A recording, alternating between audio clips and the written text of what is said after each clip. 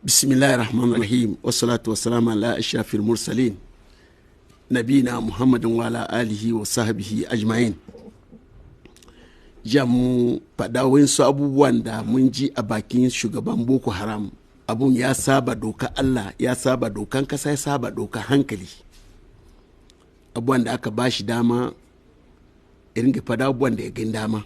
Boko Haram suna da abun da ake kira takiyama. Su da 'yan shiya suna da wani kisa musharaka, suna da wani abun mahada. Yanzu dai shi shekau ya fada karara su suka kashe Jafar. Lahitan baya bukata wani tawili. Amma shugabansa ya yi musu akan wannan. Shi Muhammad da yake kwance a kaburi, malamansa, an kashe man Jafar wata 2 wata 3. She zo nan da azahar. Ga wurin, a wurin zamansa kenan da lokacin ban sai sun kai wannan karfin ba, da pistole da motoci don tadlis ya yi, ina sai zai yi taziya. Shi zo suka sai a can da motocinsa, shi suka zo suka zauna zai yi taziya. A ce ba za mu karbi taziyanka ba.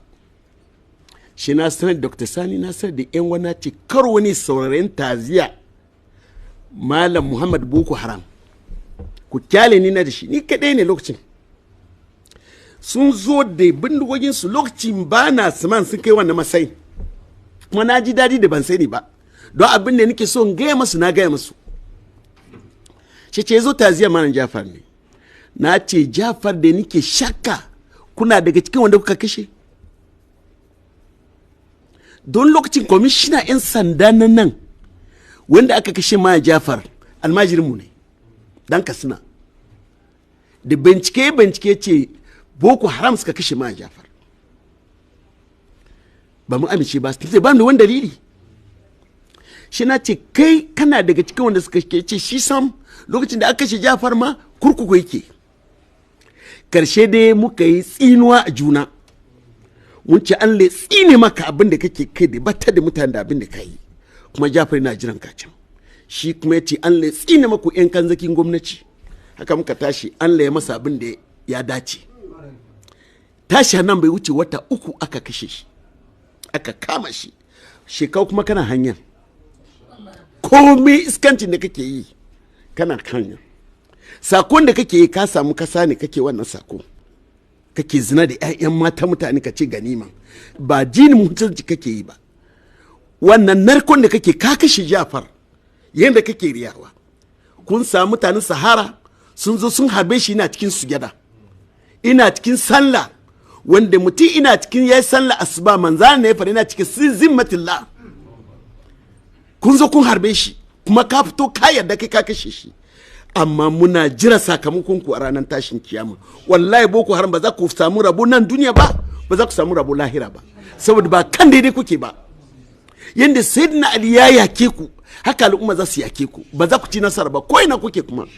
Ka fito ka izza dan wanka yana sallah asuba, dama ka gani wanda ya kashe shi ko arni Amerika ne ina sallah shi sauraren ka.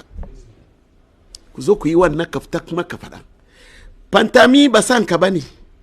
Fantami ya geya da malamin ka ya kada shi akan dalili.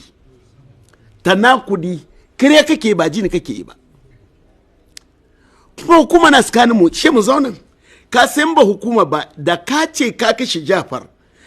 Ko mulki kake a Najeriya zaka samu canji. Jafar ina da almajirai, ina da masoyinsa, yanda ka tara wawaye suna gindinka da zaka gan abin da Allah zai yi. Kuma ina gaya maku komai dadewa. She girman Jafar zai tafi a banza ba. Ka fada. Shanle maka jinin da kake dawa wallahi kare kuke ba jini ba. Hawariyawa ne ku. Makiyan Allah, makiyan Qur'an, makiyan sunan manzo Allah, makiyan ajini. Soron ku ake ji ne? Ku kashe mana mena yaki sunkuru kuke yi. Ku fito ku ce ku kaza ne kowai hadu da kuku yaki. Kun fada lokacin da za ku fada. Amma lokacin da aka kashe gwamnati ya shiga tsakaninmu, mu muna bin doka Allah, muna bin doka kuma abinda gwamnati suka tsara na zaman lafiya. Amma da faɗan da kuka kun kashe Jafar, za kai ma za ka san jeji ma za a same ka can, ko a mutu ko a rayu. Jinin Jafar ba banza ba ne. Na muke kira jami'an tsaro, kar wani kungiya ko wani dan barawo zai fi karfin Najeriya muna da matasa zarata, muna da jami'an tsaro masu hankali su doke dokansu yadda ya dace, amma wannan rashin zaman lafiyan ba zai kawo alheri ba. Fantami me muku hasada ne, fantami mulki bai sa shi ba, yaro har yanzu karatu yake yi da hadisi. Me ma ya kadda malaminka, ya kadda shi, duba munakashan da ya ma malaminka, da dalili ya kadda shi ba da turanci ba. Assalamu alaikum wa rahmatullahi wa barakatuh. Da cikin ginshiƙin rayuwa babu yadda za a yi rayuwa ta daidai idan an kyale ma'auna suna abin da sai ga dama a kasuwa. Kowa ya ci karansa babu baka, ba zai taɓa yiwuwa ba a yi haka kuma a zauna lafiya. A ganin idan mutane yan kasuwar mu suke yi odar shinkafa daga waje a sauke ta a bakin teku a Lagos, manyan motoci su ɗauko ta su kawo ta arewa, a kawo Maiduguri, a kawo Kano. Babu yadda za a yi daga kawo shinkafar nan Kano ko Kaduna ko Maiduguri ko Sokoto, daga kawo ta kai sai a wuce da ita kasuwa a sayar da ita, ba zai yi ba. Domin lokacin da aka kawo ta a waje an rubuta a jikin katon buhu kilo 50 ne a cikin kowane buhu, to su ko ba za su sayar da ita a haka ba, sai sun je sun juye kowane buhu a cikin su ɗinsu. Suna da ƙananan buhu wanda ba su kai kilo 50 ba, sun sayo ta akan kilo 50, sai su juya ƙananan buhu masu kilo 40 ko kilo 45, amma a rubuce kilo 50. Idan sun sayo tirela 10 ko tirela 15 ko 20, idan suka sake canjawa, inda buhu 300 ne zai koma buhu 350, inda buhu 500 ne zai koma buhu 600, kuma su sayar da shi akan farashin yadda yake ba tare da an rage farashin ba. Gwamnatin tarayya tana kallo, gwamnatocin jihohi suna kallo, saboda 'yan kasuwan za su yi wannan. Idan gwamna zai je zaɓe zai zo ya yi kamfen, ya kirawo mutane, ya zo ce yana lancin, yana son zai sake koma zaɓe, sai wannan ya kawo miliyan 5, wannan ya kawo miliyan 10 daga cikin kuɗin talakawancin da ya cuta ne. Saboda haka lokacin da ya kawo shinkafa ya zazzage ya sake ɗorawa, lokacin da ya kawo siminti ya zazzage ya sake ɗorawa, gishiri ya zazzage ya sake ɗorawa, fulawa ya zazzage ya sake ɗorawa, ba gwamnatin da za ta yi masa magana. Kashi mu raba ake yi tsakanin gwamnoni galibi da 'yan kasuwa. Talaka shi ke shan wahala, shi ke shiga cikin halin wayoni yas, shi ke shiga cikin halin kakanikayi. To a nan gurin dole ne gwamnoni su tabbatar wannan amana ce da Allah tsora a kansu, kuma zai tambaye su akai ranar tashin kiyama. Dan Allah idan suka sayo waɗannan buhuhuna a yadda suka sayo su, suka sayar da su a yadda suke, ba su rage komai ba, za su riba ko ba za su ba? Amma suna son riba ta zama kazamar riba, ba riba mai tsafta ba, mummunan riba, ba riba wadda take da kwalliya da tsafta ba, ribar da sai sun tsotse ta daga cikin jinin bil'adama, sai sun wahalar da mu, sun tagayyarar da mutane su ci ta. Irin wannan riba suke bukata, ba riba ta Allah da annabi ba.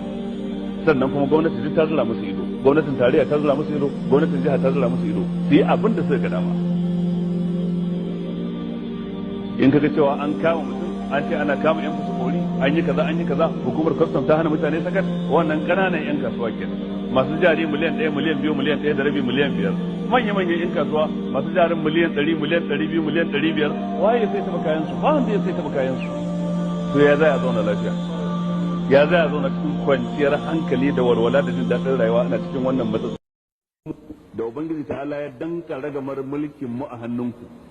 Kuna da basira irin taku, kuna da hankali da wayo irin naku, abin da rige ku nemi basiran masu basira ku ƙara da taku, wayan mai wayo ku ƙara da naku, sannan ku ji tsoron Allah, sannan ku tuna Ubangiji ta'ala zai tambaye ku ranan da ba wanda ya isa ya belin ku sai ayyukan ku. Idan anan gidan duniya kuna da kafofin watsa labaran da za ku shiga ku faɗi abin da ba ku yi ba, ku karanta budget din da ba ku iya implementing din shi, kawai ku faɗa dan ya zama formalities duk shekara a karanta budget amma ba dan a aiki da shi ba. Idan anan gidan duniya kuna da kafofin watsa labaran da za ku kare kanku, ku sai fili a kafofin watsa labarai da suke ba ma na jihohin ku ba na tarayya, ku sai shafuka a jaridu, ku yi bayani da lissafi na ƙarya da ba haka yake ba. A nan an kare ku ba ga tsiretin ku ba. Bari in tunatar da ku aya cikin suratul nisa'i, ha antum haula'i jadaltum anhum fil hayatid dunya faman yujadilu Allah anhum yawm al-qiyamah amman yakunu alaihim wakila. Ko masu karewa, ko yan kanzagin su, ko yan jaridu, ko kafofin watsa labarai, kun kare su a nan gidan duniya, ba su yi ba sun ce kun ce sun yi, ba su aiwatar ba kun ce sun aiwatar, sun kashe 100 kun ce miliyan 100, sun kashe 1000 kun ce miliyan 1000, karerai duk kun yi wannan dan ku kare su ku yi bakin ɗinsu. faman yujadillahu anhum yawmal qiyama, a ranar tashin kiyama kuma wa zai kare su, wa zai bakin ɗinsu a gaban Allah. mala'iku ne za su zo da rahotanni a rubuce, wa inna alaikum hafizin kiraman katibina ya'lamuna ma taf'alun, wa kuma sai zai canja wannan rahotannin na mala'iku. saboda haka kowane mai mulki ya kamata ya tsaya tsayi tsakanin shi da Allah, ya keɓance waɗansu awa biyan tunani na makomarsa bayan mutuwarsa, ya sani cewa rayuwar nan mai karewa ce, ba ta da tabbas a cikinta. kana kai lokacinka bai kare ba za ka iya mutuwa, sannan za a iya baka dogon rayuwar ka tafi har ka mutu kuma babu yadda ka iya. ka yi shekara 4 a ƙara shekara 4 a ƙara 4 bayan 4 dole za ka mutu. Allah ji kan mallawan kalarawi wata rana yana zaune da cikin karatu sai ce Allah sarki, wata rana sai ka zo filin shahuci ka ce ina mallawan kalarawi, ce ai baya nan. Allah sarki ya aka yi, ce ai ya koma Abuja da zama. sai mutane suka fashe da dare, ce a tsammanin koyi ni zan mutu, yace ai mu baɗi ma muna nan, waccan baɗin ma haka to amma dai ƙarshe zai mai zai yi shiru, zai dai haka ta ƙarshe ko to wannan haka ɗin ta ƙarshe kenan. kaga yau Allah ya karɓi rayuwar mallam Qadarawi, Allah ji kansa da gafara. yayi abu kamar da wato kakaci a ciki da wasa, amma akwai izina a ciki.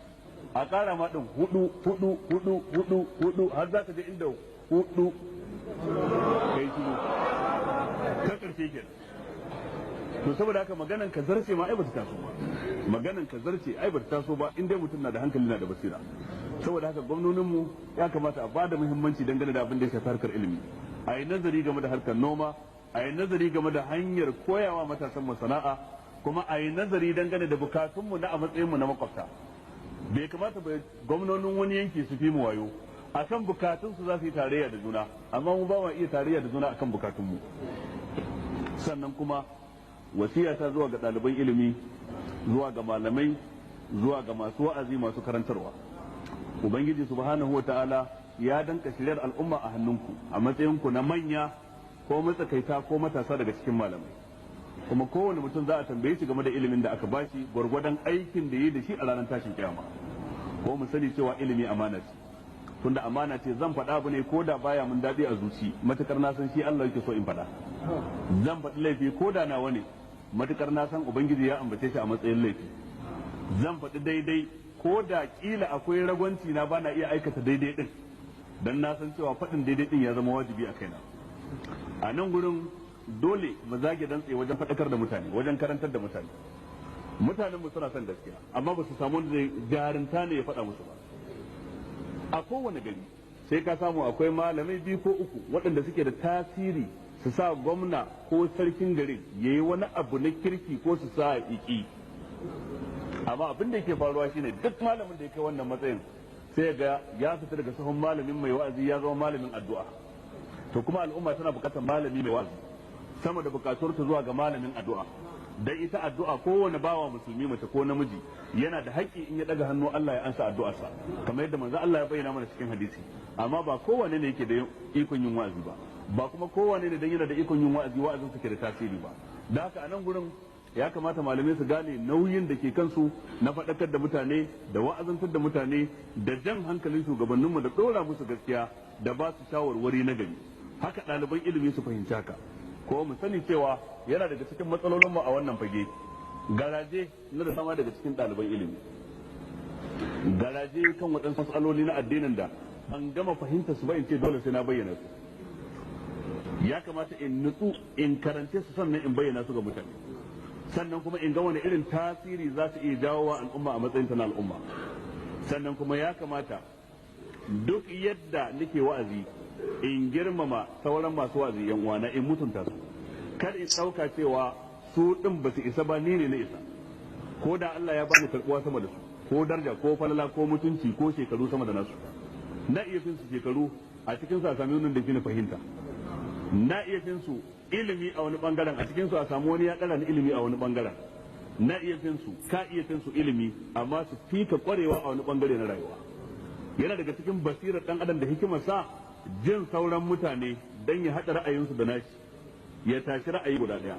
Yana daga cikin abin da ke kawo wa da'awa cin nasara yayin da ya kasance masu da'awa din na farko dai sun mayar da da'awa a matsayin manufa a cikin rayuwa, sannan kuma na biyu suna yin da'awa bisa ga ilimi da fahimta mai kyau, sannan kuma suna kokarin nesantar dukkan wani abin da zai kawo sabani da tashin hankali a tsakaninsu, sannan kuma ana kokarin nesantar hasada wa juna ko ganin kyashin juna ko mayar da martani wa juna kan abin da ba bukatan sai an mayar da martani a kai. Akwai masail wanda suke sufu fi al-ikhtilaf a iyan sabani a kansu wanda wani baya wani inkari a ciki, masail na ijtihad wanda Imam Ahmad ke cewa la inkara fi masail al-ijtihad.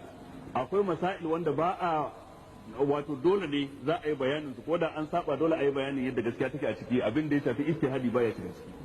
Da haka nan gudun nake kira ga yan uwana masu wa'azi akan jaddada niyya tsakaninmu daga ubangiji lokaci bayan lokaci, ƙara himma wajen ƙara neman ilimi da ƙara ƙwazo wajen babun neman ilimi. Ubangiji ta ala mana gam da kasar.